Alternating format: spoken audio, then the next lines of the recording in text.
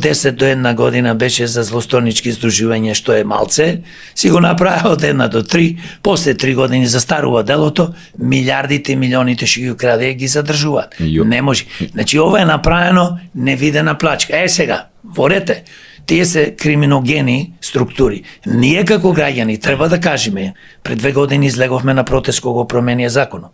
Имаме поддршка 0. 50-100 души не може да собереш.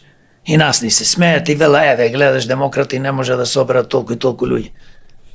Што треба ние да излеземе со сила да ги береме луѓето или да ги подкупуваме со пари? Не сме тоа. Ние сакаме со разговор.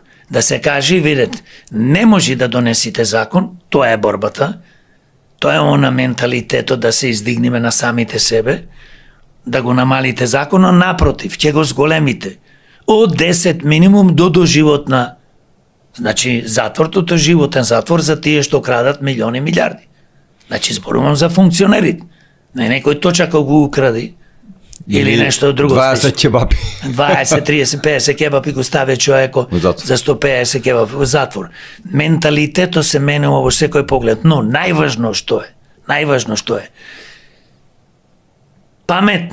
Човек треба да размислува, да каже вака треба да биде. Сакам подобро здравство.